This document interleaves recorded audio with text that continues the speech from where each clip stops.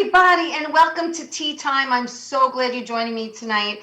It is Monday, but it is April 5th. Is that what it is? April? Are we in April? I hope everyone had a wonderful Passover and Easter and a wonderful holiday. I'm going to talk about my weekend really, really quick and then get to my guest. Friday night really didn't do much, really just chillaxed. And Saturday night, my girlfriend Raquel got me on this new series called Virgin River on Netflix. Great series. I finished season 1. Now I have to watch season 2. And yesterday, of course, I hosted Easter. I did an Easter brunch. And we had pancakes, and we had eggs and sausage and bacon, and we had bagels, and we had a tuna salad, and I have fresh mutz and tomato, and I made my mother's artichoke pie, and it just went on and on and on and on and on. And it was lovely. It was intimate. There were 5 of us. It was wonderful. So listen, that was my weekend, and I want to get to my guest because, my time goes very, very fast. Listen, Ricky Byrd, I met a few years ago, and we'll discuss how we met. But he is a guitar player, he's a singer, he's a songwriter, he's a producer. He's been in this rock and roll game for a very long time, over 40 years. He's also in the Rock and Roll Hall of Fame. Please welcome my friend Ricky Byrd. Hello, Ricky. Hi, Teresa. How you doing, honey? I'm doing okay. Okay. I just I spent a couple hours at Home Depot, so I'm trying to get my sanity back today. Well, it's summer. I can feel the spring coming, so I pulled everything out of the shed, and now I got to start, getting the. Everything. Yeah, we de-winterized the backyard last Saturday because it was all so beautiful out, and I wanted to get, I was hoping to have Easter outside, but it was a little on the cool side because we did it early. We did it like 11:30, 12. Another 5-10 degrees. I'm going to get the power washer out and get some of my angst out of my system. Yeah. So listen, hello, Bruno. Hello, Grace. Hello, Greg DiFilippo, who's watching in Florida. Thank you, everyone, for watching the show. Please like it. Please share it, because this is going to be an amazing show. Ricky, let's talk about you. What? I met you a couple of years ago through the grace of Bat Boy and Steve Vaccaro and Ray Negron. But you are originally a Boogie Down Bronx boy. Yeah, man. I grew up 1035 Woody Crest Avenue, right up the hill from Yankee Stadium. You could see the stadium from our kitchen window. Wow, that is so cool. Big, huge Yankee fan. Huge. You think? And you, yes, I do. And here you are, a Bronx kid, but you actually moved to Queens and you went to Flushing High School. I did. I moved to Queens. I think I was maybe 13 when we moved to Queens from the Bronx. Yeah, we moved to Flushing. I don't know whoever's watching if you know Flushing High School. We were in the building right next door. Right next door. My mother actually went to Flushing High School. Graduated many years before you, but she actually went to Flushing. And even though we were right next door, I was late every single day. And every day I'd walk into homeroom, and I think it was Mr. Solomon. He'd look at me and he'd say, "Mr. Byrd, so glad you decided to join us today." Oh, you were one of those kids. Yeah, every day. Every day. Great. That's great. So listen, okay, so here's the thing. You went from the Bronx to Queens and then had this amazing career in between. But is it true that when you saw the Beatles and the Stones on Ed Sullivan, that's when you decided to pick up a guitar? Yeah. I mean, my house, when my parents... I lived in 2 apartments. So first it was when my parents were together. It was the same building because back in those days, everybody lived in the same building. Your cousin, right. Yeah, my aunt and uncle. Corona, yeah. So we had an apartment on one side of the building, and then my parents got divorced. We moved in with my grandparents. So the house was always filled with music. Like my dad and he had like a couple of brothers and a sister, and when they were kids, they all had instruments. In fact, I have my grandfather's lap steel from like 1928 upstairs. Oh, wow. But there was always like Sinatra and Dean Martin and Al Martino, and that was always playing. And then every Sunday night, the whole family would sit down and we would watch the Ed Sullivan Show. Right. Which is what everybody did as a family. Of course, Lassie was before that. That was from 7 to 8, I think. But so what's the matter, Lassies? Is there a problem?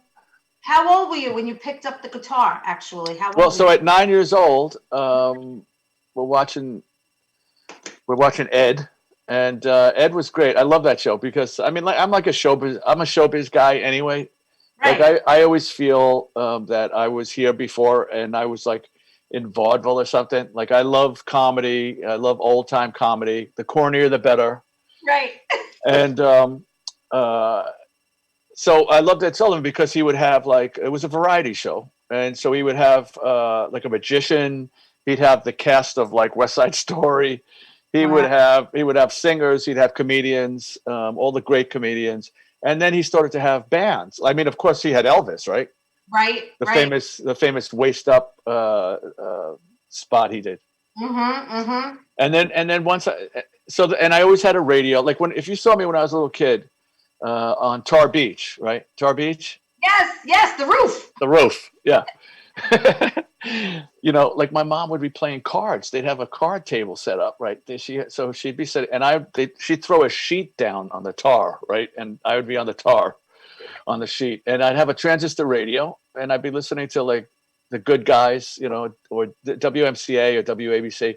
So there's Mhm. always music playing, and I was always listening to the baseball Yankee games, of course, Right. and so I was always into music and art. I used to always, you know, you look at all my books back then. There was always scribbling little sketches, Yeah. Yeah. Yeah. and then I saw the Stones and the Beatles. Like it was 1965, right? I was 9 years old.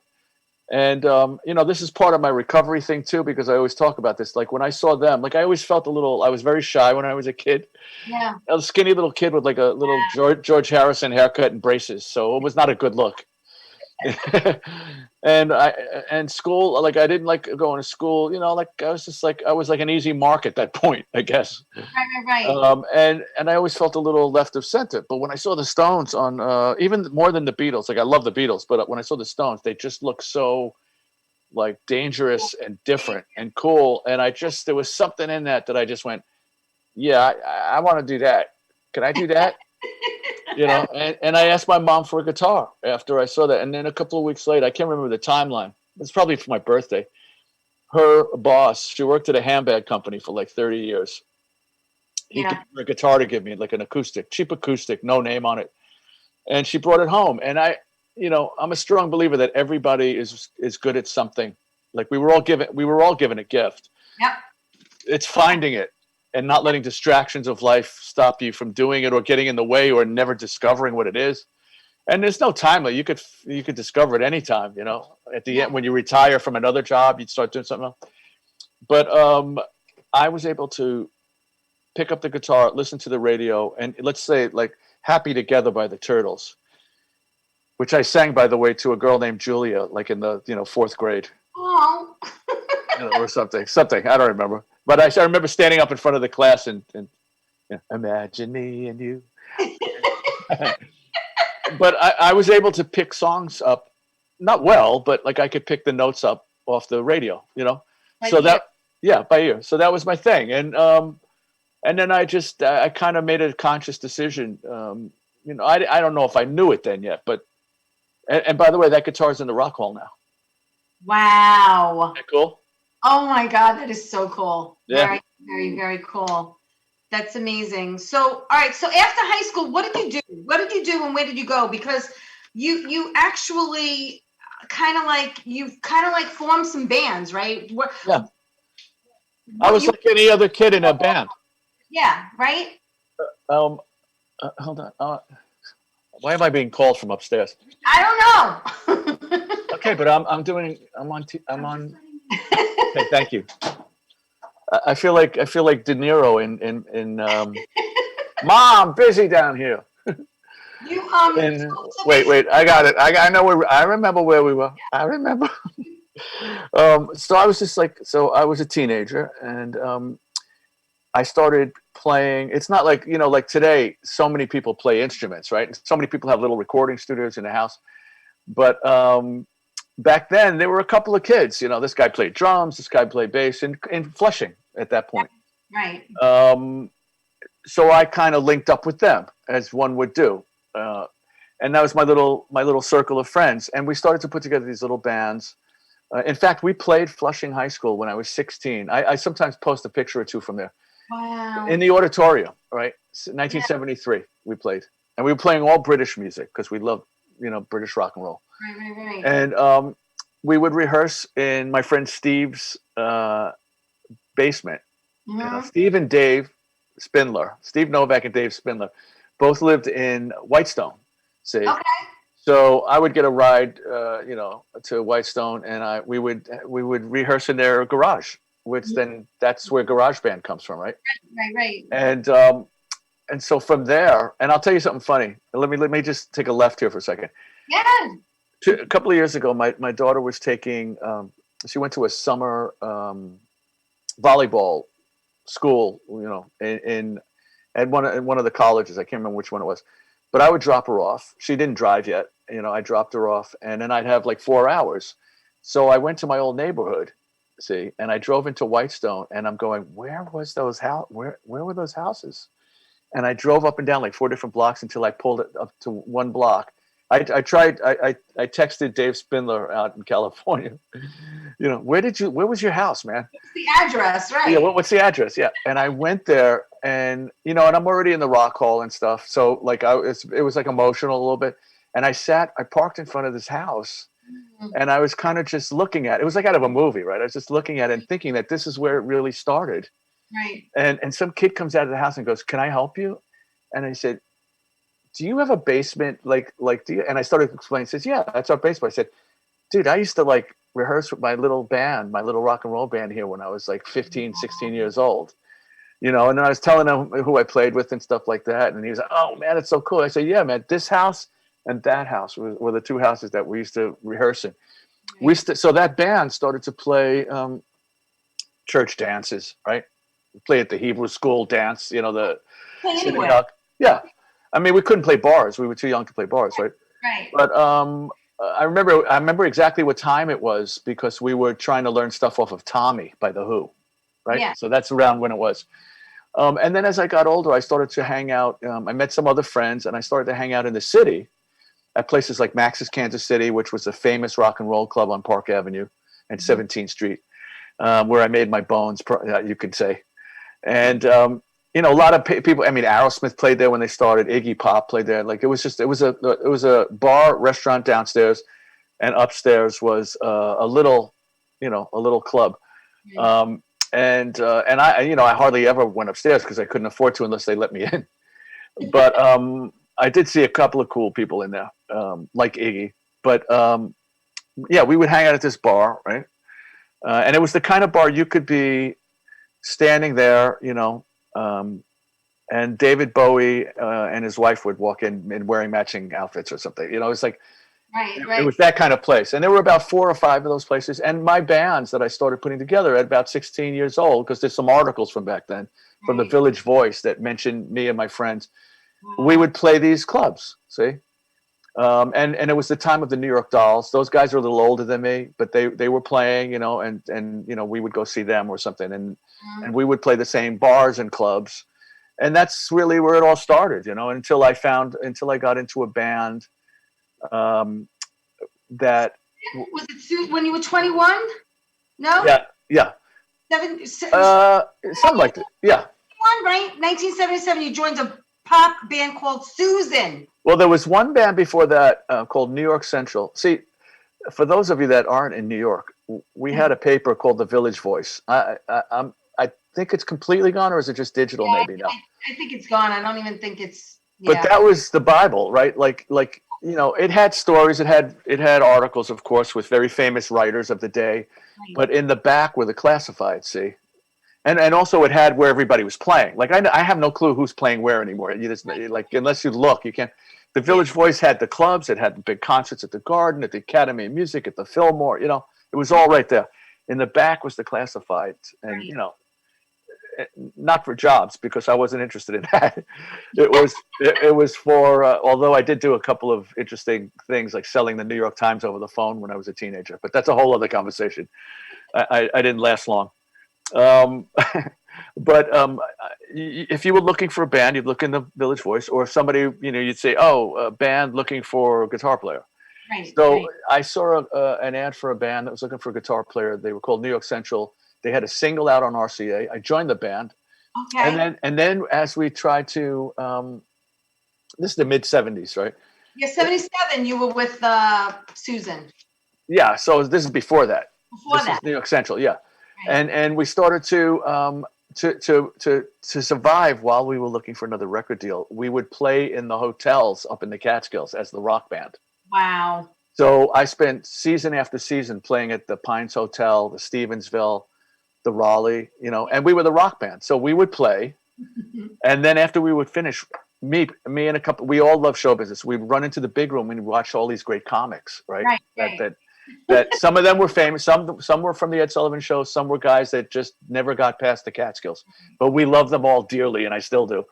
And then we would go to the coffee shop after all the entertainers would go to the coffee shop, see, and we'd sit there just like Broadway Danny Rose, and these comedians would tell stories like, I remember playing the Palace Theater. I was opening for Jerry Lewis, and he was a rat bastard. He treated me so, it's like these great stories. And now I found I'm that guy now. See, Right. I sit around and tell stories. You remember when we played at, we played in Colorado, and we opened for the Kinks. And do you remember that this happened? So it's interesting how that happens. After that band, again in the Village Voice, I saw a band from Boston was moving to New York called Susan. They came down, I auditioned, and I joined this band, and we wrote this album called Falling in Love Again. You mean this one? Oh, that's cool. Now that's impressive. Yeah.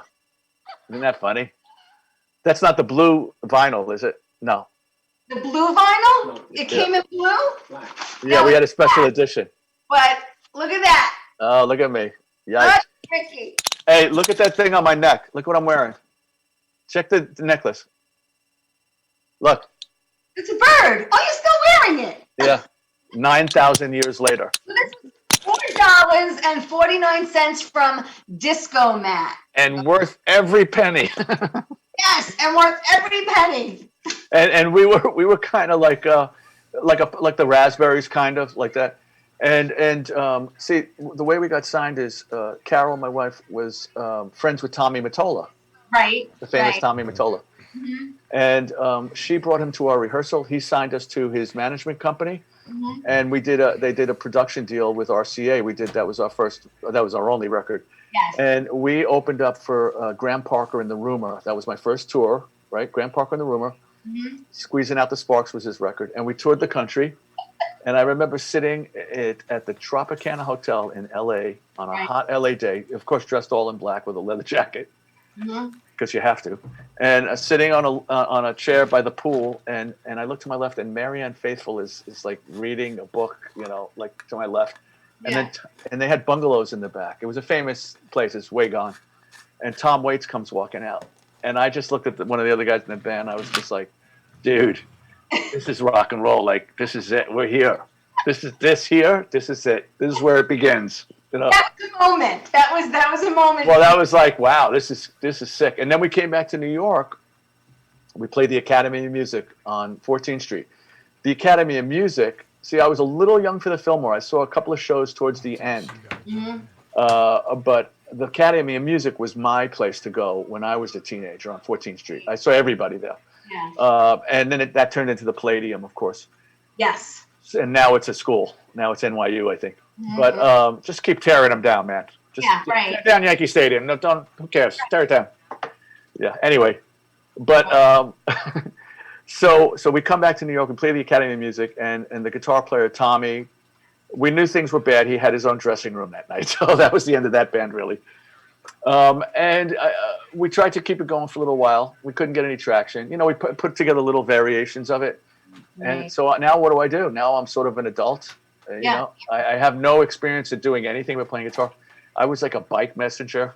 I was awful, man. Listen, Ricky. Let's put it this way. I would take Black Beauties in the morning, ups, and I'd have a cigarette full of joints, and I would deliver packages. So you can imagine how wonderful I was. Yeah. Listen, we're going to take a quick commercial break. I don't want anyone to go away. More with Ricky Byrd when we come back. Stay right where you are.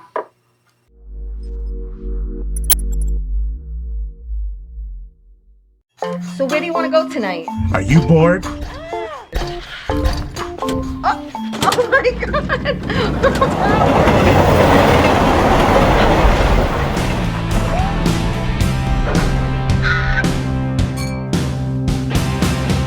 Hold on tight. We're gonna coast us. Coaster's Tavern is located at 487 New Bridge Road in East Meadow. Their number's 516-557-2222. Kristen Tinsley is the Divine Comedian, tarot reads, and spiritual medium.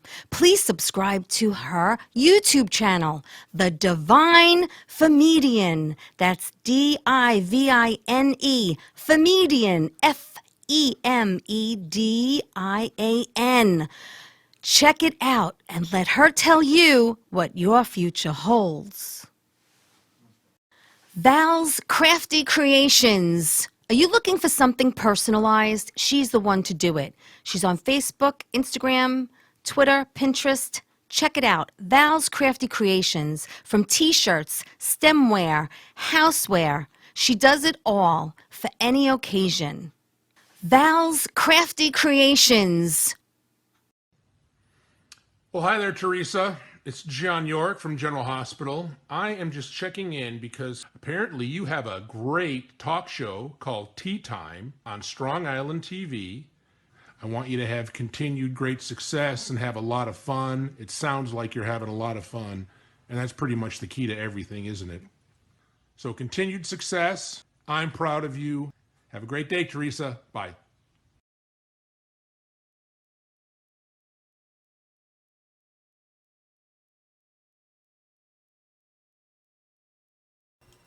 Hey everybody, welcome back to Tea Time. I'm so glad you're joining me. I want to thank John York from General Hospital for that shout out. Kristen Tinsley, my girl, contact her for a reading. And Val's Crafty Creations, look her up on Etsy. She's got some great stuff out there. So I'm with my friend, amazing, talented guitar player, singer, songwriter, producer. He's been in this rock and roll crazy industry for over 40 years. Ricky Byrd is in the house, and we're talking about how he's originally from the Bronx, grew up in Queens, went to Flushing High. I'm just recapping if everyone's just joining in right now. Please like the show, please share it. And basically, so at 21, you were with Susan and you were with RCA, that RCA is a big name out there, but in 1981, Joan Jett was looking for a guitarist. Seems that way, yeah. And you were jamming with her before you actually joined the band. So how did that happen? Carol, my wife, was working at a famous or infamous management company called Lieber Krebs. She's a publicist, right? She's a music publicist, still is. Has a great company, Chaos Productions. And Joan and her manager, Kenny, had the Bad Reputation album out. Right. Now, I had seen Joan with the Runaways at CBGB's, a few years before that. And Carol said to me, and Lieber Krebs managed like Aerosmith and Ted Nugent, Def Leppard, Humble Pie, which was one of my favorite bands. And she said, "Hey, would you like to go down and play with Joan Jett?" Or, she always tells me I tell the story completely wrong, but she's probably squirming, saying, "Tell it right." No, she's upstairs. She said, she didn't say that Joan's looking for a guitar player, and I had no clue. She just said, you want to go down and jam with Joan Jett. I said, yeah, cool. She's great. So went down to the studio. It must have been out in Baldwin, maybe, if I'm not mistaken. And I'm probably mistaken because I always am. And we jammed. It was great. We got along great. I joined the band. We did the I Love Rock and Roll record, and we hit the road as a band. Yeah. And we left New York in a Winnebago, and then the record came out and in '82, and it started to. I Love Rock and Roll, which was written by my friend Alan Merrill, who like 2 days ago was the anniversary. He passed away from COVID a year ago. He wrote it with Jake Hooker, who was what's Liza Minnelli's sister's name? Liza Minnelli's sister's name is Trivia. Laura. Lorna Luft. Yeah, Lorna Luft. Jake Hooker was her husband at one point. Oh, okay. Needless trivia, but and it's interesting because I was just talking to somebody about Alan last night. But so as the I Love Rock and Roll started to go, and we went out, we went on the road in Winnebago. We went out to play clubs, and as the record started climbing up the charts, the crowd started getting bigger. Fine, it rocketed. Yeah, well, I mean, but you got people always ask me this, but you have to understand we're on the road, so like we're just a band out there on the road, Right. So we're not in the middle. Like the management is at home doing all the, behind the, who's the man behind the curtain thing, but we're out there. All we care about is the gig tomorrow night in Sheboygan, right? Exactly. And it starts getting so the crowds start getting bigger, and you start hearing it on the radio wherever you are, and then all of a sudden somebody says, "Yeah, we're getting rid of the Winnebago. We're going to get a tour bus." It's like, oh, that's nice. That's lovely. Yeah. So that was the beginning of that. Look, I just number one for 7 weeks or something like that. You didn't just play guitar. You also did background vocals. You're also a vocalist, obviously. Yeah. We'll talk about your CDs. But co-wrote a bunch of songs with Joan. Album sold 1 million copies in the U.S. It went to number 2 on Billboard 200 albums chart and sold over 10 million copies worldwide. Okay, and it remained as Billboard's Hot 100 number for 7 weeks. That's incredible. It's just incredible. And I also want to recap and toot Ricky's horn by telling you that Ricky has also performed, recorded, and toured with the Who, Roger Daltrey, Ian Hunter, Southside Johnny, Sir Paul McCartney, Ringo Starr, Joe Walsh, Alice Cooper, Mavis Staples, Billy Squier, Darlene Love, Smokey Robinson, the Beach Boys, Brian Wilson, Jimmy Page, Steve Miller. It goes on and on and on and on and on. And it just I mean, do you ever just pinch yourself and say, "Thank God I picked up that guitar when I was 9"? Thank God I saw the Stones on TV.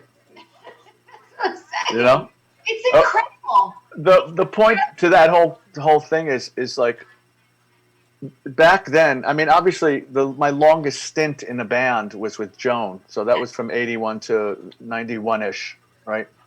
Although I came back and I did a VH1 special with her later in the 90s. But then I went out with, right after I left Joan, in back, early 90s, I did a record with Roger Daltrey, half in New York, half at Abbey Road Studios. So Wow, that's a full circle. Yeah, so that was kind of cool. I mean, it wasn't kind of cool, it was really cool.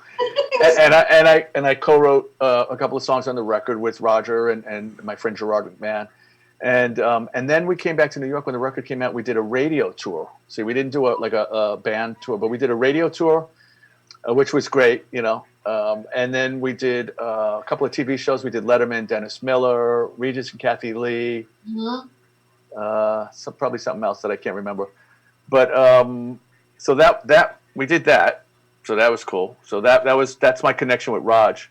And I met Roger when Joan and the Blackhearts opened up for the Who. But once I played with him and did the record, we became close friends. And then when that was over, I got a call from Ian Hunter from Martha Hoople, who I also grew up with, which goes back to a Max's Kansas City story. But and Ian says, I'm going to Scandinavia. He would go to Scandinavia every year for a tour. And he says, would you play guitar with me? And then we'll pick up the rest of the band in Scandinavia. And I was like, yeah. Because Martha Hoople was one of my favorite bands when I was a kid. And if I go back again, so now I'm 16, 17, hanging out at Max's Kansas City. And we as guys from Queens and, wherever, we went to Max's because whenever a band played in New York, whether it was Zeppelin or Bowie or Mott, they would always wind up at Max's there. That was the place, right? Right.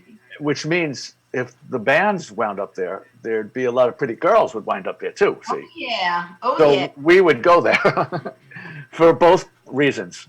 Right. And but they had a special table in the back room, a big round table where they would put the rock stars, right? And Martha Hoople came in, and I close my eyes now, and I see myself standing around with my friend Phil, who I'm still friends with, maybe Henry. We were in that band that played Flushing High School, standing around Martha Hoople. Wow. They had just played the Uris Theater 3 nights. I was there for, I think I was there for 2 nights. And Queen opened. That was Queen's first show in New York. I think America too, but I could be wrong. So there's me as a kid standing behind them, and then all those years later, Ian calls me up and says, "Would you like to go on tour with me in Scandinavia?" So that's how my career has been, like that kind of thing. So I toured with Ian. I came back to New York, and then I tried to figure out, like, what do I sound like? And then there was just a couple of misfires. Like, I put these bands together. I didn't quite know who I sounded. You know, what am I? I mean, I know who my influences are, you know, but like, what do I sound like? So I put these bands together, and we wouldn't really get anywhere because it didn't sound, it wasn't special. It was cool. It was fun to play clubs, but it wasn't that thing, you know? Right. And there's a lot of stuff in between there, of course.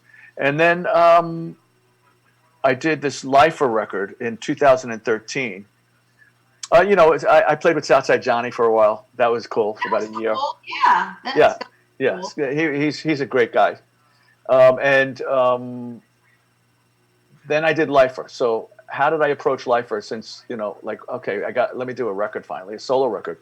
So my mindset was, I want to make a record that I would love if I was 14. Okay.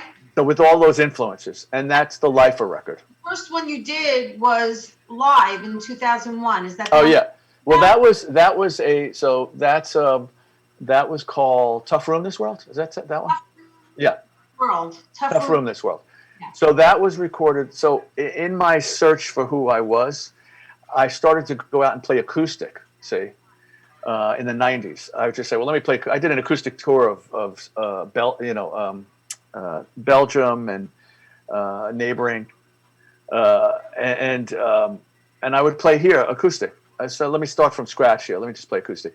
Right. So I put together a band with Simon Kirk from Bad Company, and my friend Kasim Sultan, who played with me with Joan in the second era Joan, Right.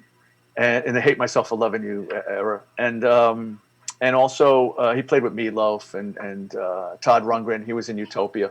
So we had a little 3-piece and me on acoustic, and we played the bitter end, and we recorded it. We recorded it actually to get gigs, and then people started asking for it. So we manufactured a bunch up, and we started selling that. So that was, so that was the first record. First studio solo record was Lifer in 2013. Yes. Then I start doing all this. We failed to mention that I've been in recovery since. That's what I want to bring up. First of all, we're almost there. I just want to go back for a second. 2015 was the 40th year of the Rock and Roll Hall of Fame, and you were inducted, Rock and Roll Hall of Fame inductee with Joan Jett and the Blackhearts. And God bless her for taking me with her. And 2015, well, if you're going to take one, you need to take them all, okay? Because I'm very grateful to be that she took me in and brought me there. I am so thrilled for you that you have that honor because it's so well deserved. And then I want to talk about, during this amazing career of yours, you struggled. You struggled with addiction. You struggled with drugs. You struggled with alcohol. And what I want to know is, because we are going to talk about your CDs and recovery, but what I want to know is what happened to make you hit that wall to get sober? Well, you just answered it. I hit the wall. I ran out of dance tickets. I kind of knew. And look, I started using when I was 13, smoking pot, right? Okay. And so 18 years. And when cocaine reared its ugly head in the early 80s, not the first time in American history, but for that generation, Right. I kind of took to that. And that was the beginning of the end. So it was, cocaine and booze and pills and stuff and all kinds of stuff. Pot kind of was all the way through. Yeah. And, I wasn't physically well, and I was nuts. I was just everything that goes along with that stuff. Now, let's put it this way. I did too much, and I probably did it too often. And luckily, I got out before, by the grace of God, before it was too late. Now, there were people that did more than me. There were people that did less than me, but it almost destroyed me. Right. So the point is, what was the aha moment for you, Ricky? What was the moment that said, you know what, I cannot do this anymore? September 25th, 1987. Yep. Is the date that you said, I don't want to live like this anymore. You've been sober ever since. Yeah. But what was that defining moment for you? What was it? Clean and sober, total abstinence, as opposed to not drinking and doing other stuff. But that's just me. Right, right, But right. when I was turning 30, and this was like, the last couple of years were brutal. Like from 83, I had a bad hospital experience in 83. I collapsed my lung. It was a direct result from over partying with various Right, right. substances. And that was like the beginning of the real downward spiral from 83 to 87. Because I tried so hard. Like I was told that I couldn't smoke pot anymore. I was told things by the doctor. It happened on stage with Joan, actually. And it was we were in Opelika, Alabama. It was a close call. It was. I heard later on I was like really 10 minutes away from expiring. And Oh, and if I would have gone back to my room and gone to sleep, as opposed to them taking me to the hospital, I would have not woken up. no. And so when I was turning 30, yeah, I was like 128 pounds. I was pretty much using every day. Sometimes a little, sometimes a lot, but it always ended badly. Yeah. I didn't really, I just want a disclaimer. Like I was never really excited. Like I could count on one hand the times that I was really, really screwed up on stage. Right, right, right, My right. thing was like after the show, and then of course you're recovering the whole next day until and Partying. then when we were home. So it was either when we were traveling to the next town or if we were staying overnight in the town. It was started out in the bar, and then you'd go to somebody's room, and then blah blah blah, and on and on. But Okay. on stage, except for one or two times where I tried to do cocaine before a show, which did not work out well, by the way. And I might have listened. I might have smoked a joint before a show, or I might have had a Heineken or two, but I was not really completely out of control, except for maybe 4 or 5 times in all those years. Right. All right. So this brings me to my next question, Ricky, because there are people out there who are listening, who are watching, who struggle with addiction. So I want to know, and you can let them know what keeps you sober. Okay, well, let me finish because it all leads into that. Okay. I was turning 30, and that was the only time that I actually tried to stop. Yeah, there were times when like I'd wake up with a horrible hangover, or I did too much, or this and that. All the stuff that goes with it, nosebleeds and all that crap. But I never really tried to stop. Um, so I'm turning 30, and I'm done, right? And I still have my diary from that. I still have a big thing where I collect all my diaries from the early 80s. Yeah. And every day the diary says the same thing. Tonight we're gonna go out for a nice dinner. I'll have a club soda, and then the next day it was like, okay, so I used last night. Tonight I'm gonna, and this went on the whole freaking year, right? Right. From January until August, until September 25th, of course. So, but I ran into somebody at a wedding, a friend of mine, a dear friend that we used to run with, right? And I kind of asked her if she had anything, and she told me she was in recovery, and it was at a wedding, a friend's wedding. And it's a whole story, but she planted a seed, you know. And a month later, on that night, September 25th, I was standing in front of a mirror in my apartment, and I was, you know, I did not look well. The nose was bleeding, 128 pounds, heart's beating out of my chest. I'd rifle through all the medicine cabinets to look for, back in those days, you would look for like, if you did too much blow, you would do like Comtrex or NyQuil, something to slow your heart rate down a little bit. So there was nothing. I was just like at wit's end. And I actually picked up the phone and I called her, and she took me to my first community support group meeting. Wow. We lived in the city at that time, and it was in the Upper East Side.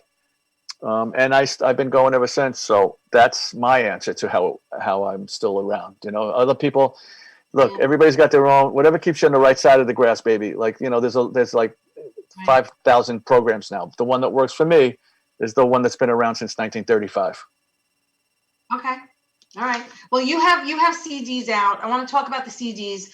You talked about Lifer back in 2013, and then in 2017 you came out with Clean Getaway. I have Clean Getaway. Ricky and I did we were at a fundraiser, and we was actually selling the CDs to raise money. But Clean Getaway is one of my favorite CDs. I love every song that's on here. You got a little bit of everything in here. You have blues. I love High Wire. I love I'm Done. There are just certain songs that resonate and speak to you. The lyrics are amazing in every song you write. I'm getting better. Because my addiction is food. I have a food addiction. I'm a sugar, and they say sugar is worse than cocaine. I've never tried cocaine. I've never tried a drug in my life. But because I was afraid my parents would find out and beat the crap out of me. Because that's when they put fear back into you. But I love Clean Getaway. I love it. And Ricky's gonna hold up the new CD, which is launching April 9th. Okay, it's called Sobering Times. You have that. You can hold it up. There it is. Sobering Times. It's launching on the 9th.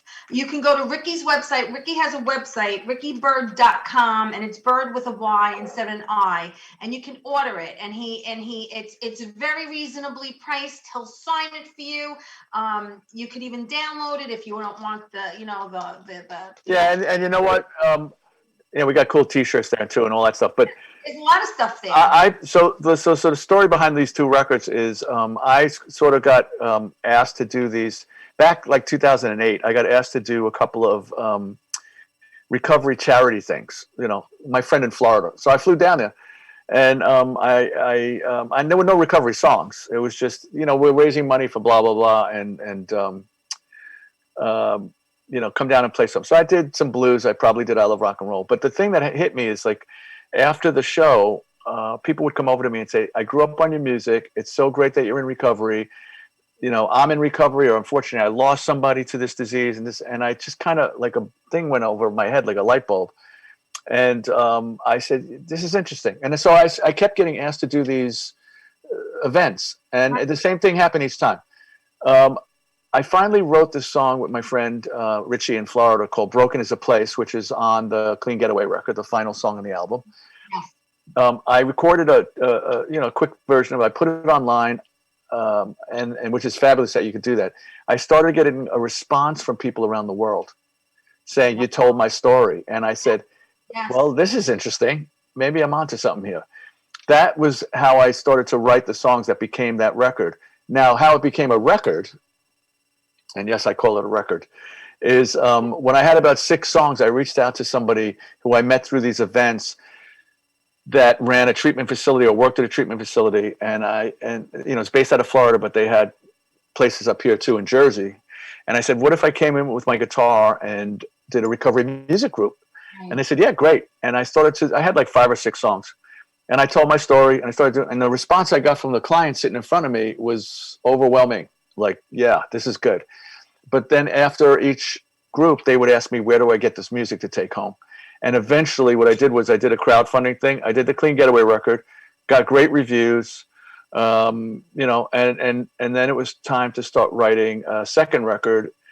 And what happened is I'm kind of stuck in this, not stuck, but like I try to write about other stuff, and I'm kind of still writing about recovery. So that's where Sobering Times came from.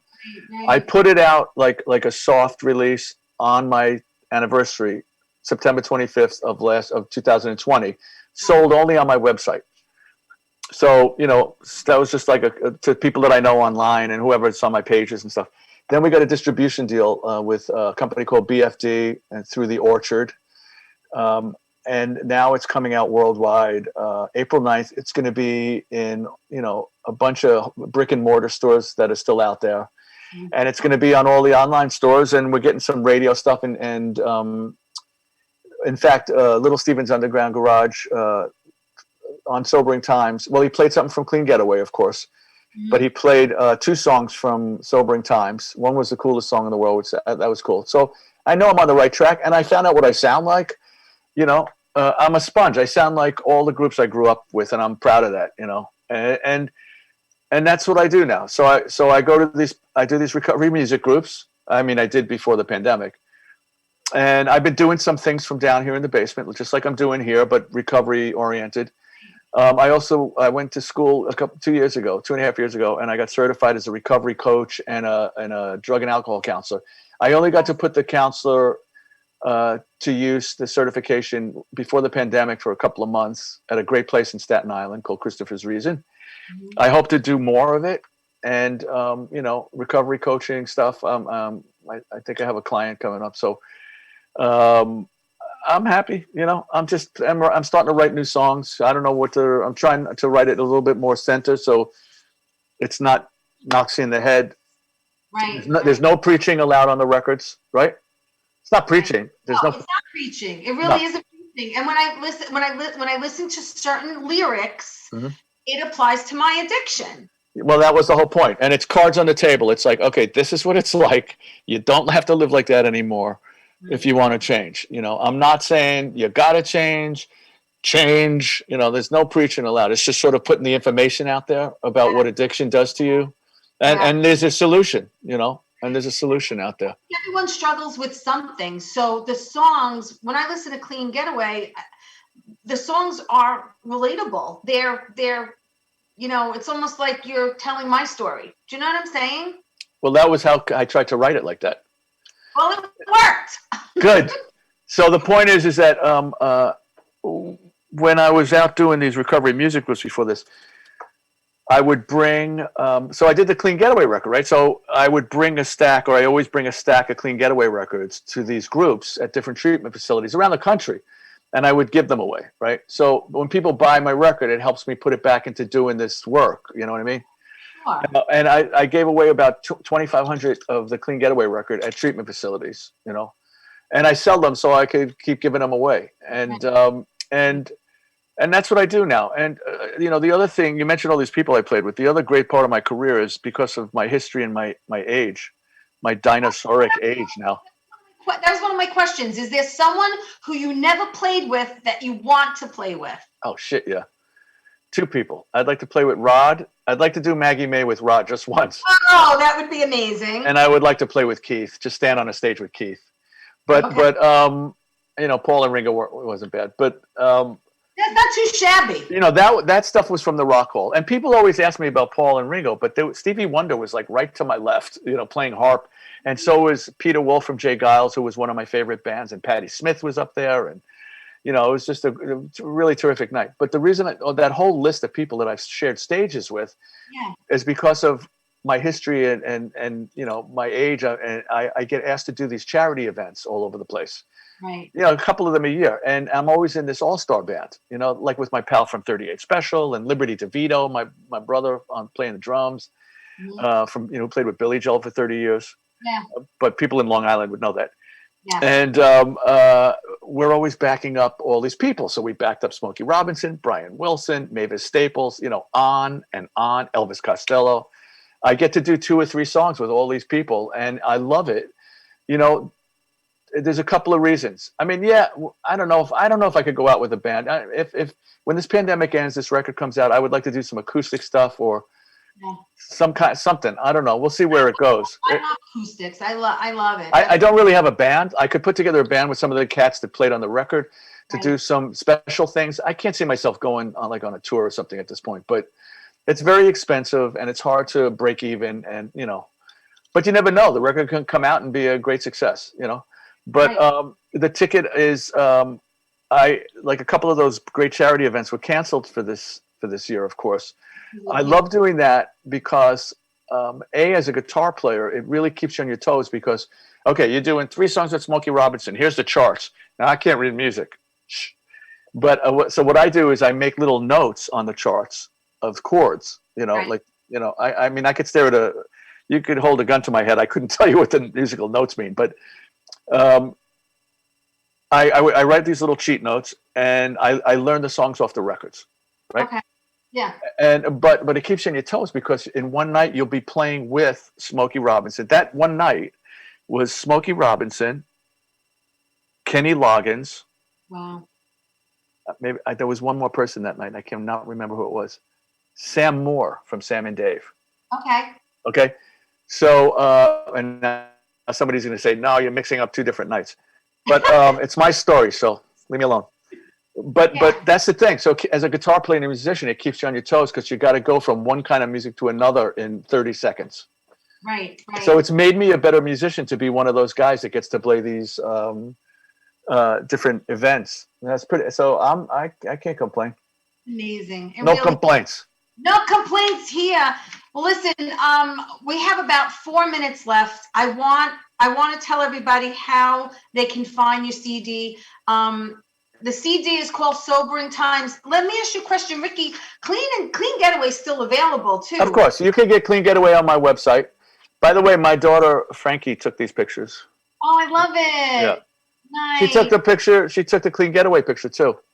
Yeah, and I love that. I love it. I love the just the titles of the CDs. You know, they just that's the front of it, and there's the back of it.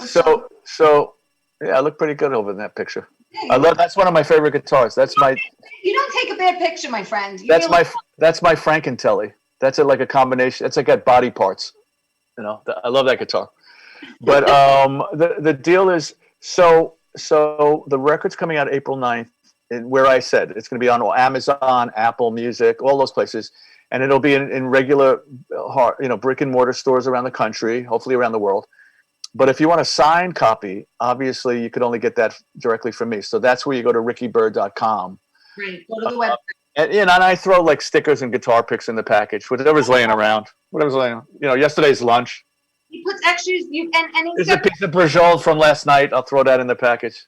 You have different packages. You can get both CDs if you want. You can get of course. And a shirt. You can get there's a bunch of stuff to pick from. Yeah, we do it also. A couple of people for a little bit more of a price. I would.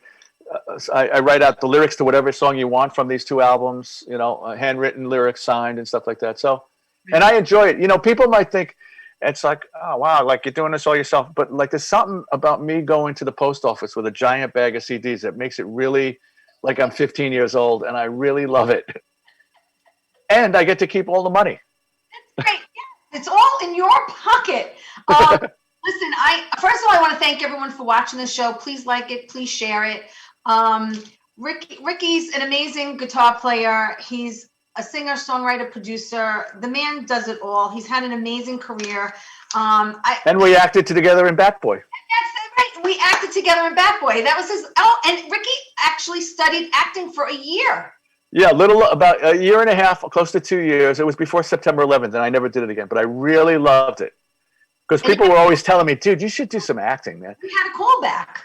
I got a call back. It was for Hedwig and the Angry Inch. It was for the movie, and the guy that I did my audition for was the guy from the Warriors. Warriors, that crazy guy. He was the guy that I was doing. So first of all, I couldn't get over the fact that I was doing that, and I realized, that's a whole other thing. What I was doing wrong. I wasn't listening to him. I was thinking about what my next line was. So. Ricky was in Bat Boy, and that's how we met. We originally met in Bat Boy, and he was performing. He was performing on stage, which is where you're comfortable. And I had a couple of lines with the show's Billy Martin, and I played a song in the bar we were supposed to be in. Look, it's a fun show, and it's great. You become a Bat Boy family. This is just part of it. And I thank Ray and Steve for asking me to. Yeah. And I also got during the middle of this pandemic, Maureen Van Zant, Steven's wife, has a theater group called the Renegade Theater, and we did a Christmas Carol just like this. Yeah, and Vinnie Pastore was in it, and it was cool. Oh my gosh, I'd love to do that. Oh my gosh, it's so cool. It's cool. Yeah, it was really. She does a couple of them.